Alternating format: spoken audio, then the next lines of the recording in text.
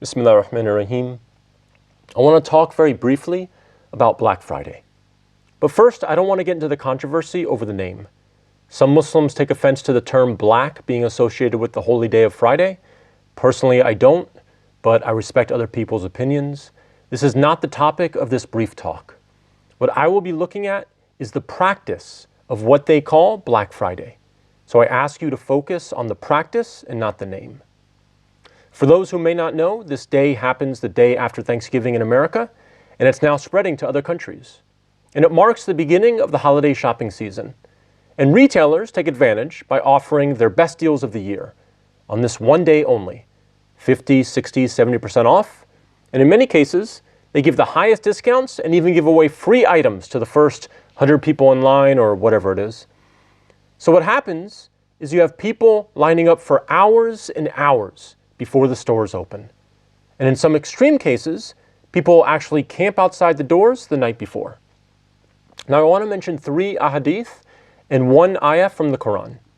In the term of the hadith, the Prophet, peace and blessings be upon him, said, "Whoever gives up prayer is a disbeliever." In another term of the hadith, the Prophet, peace and blessings be upon him, said, "The first thing which a person will be brought to account for on the day of judgment is the salah." The Prophet, peace and blessings be upon him, once was standing in prayer so long that his feet began to swell. His wife Aisha, radiyallahu anha, seeing this, asked, "Why do you endure such pain when all of your sins have been forgiven?" He said, "Shall I not be a grateful servant?" And in the Quran, Surah 74, Ayah 42, the people in paradise ask the people in hell, "What caused you to be in hell?" And they reply, "We were not of those who prayed." Now, what does all of this have to do with quote-unquote Black Friday? What these quotes show us is just how critical prayer is. And now think about how many of us will wake up at 5 in the morning, or maybe earlier, to stand for hours and hours for those doorbuster deals. But we don't wake up for Fajr prayer. Now don't get me wrong, I have no problem waking up early and standing in line for a good deal. That's being frugal, and that's consistent with Islamic principles. I sometimes have gone early and stood in those lines. I mean, maybe not at 5 a.m., but I've done it before.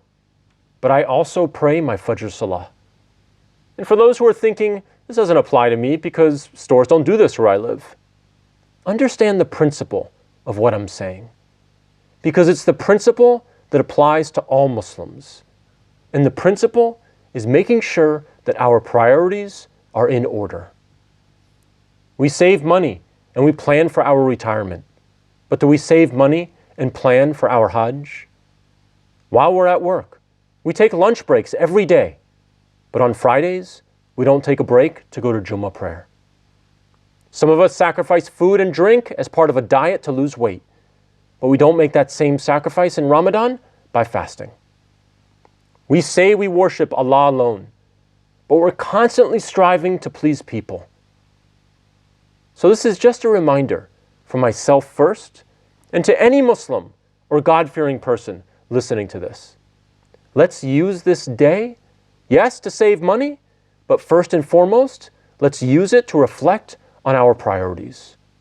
Do we sincerely and truly have Allah, have God, our Creator, at the center of our lives? And are we putting Him first before anything else? And if we are, if we're waking up for Fajr, if we're praying our 5 daily prayers, and at the very least striving to practice the essentials, then yes, go out and stand in those lines and buy whatever you want, assuming of course it's halal, it's permissible by our deen, and that you're not going to any extremes to save a few bucks. Now, what's the solution if we're not waking up for Fajr and praying on a consistent basis? If we're motivated more by dunya than deen? I recommend listening to a khutbah that I gave called How to Transform Our Islamic Faith into Action. The link is in the description down below, or you can go to my website, aydenzayn.com. That's AYDENZAYN.com. And again, I want to say that this issue has a lot of other deeper issues associated with it, like mass consumerism, materialism, the actual term that some people may have a problem with, etc. These are different discussions altogether. What I looked at here is the effort that some of us exert and the sacrifices we make simply to save money, dunya, but we don't exert that same effort for our deen. Priorities, that's my message here, and I encourage you not to lose sight of it. Allah knows best, and may He guide us all.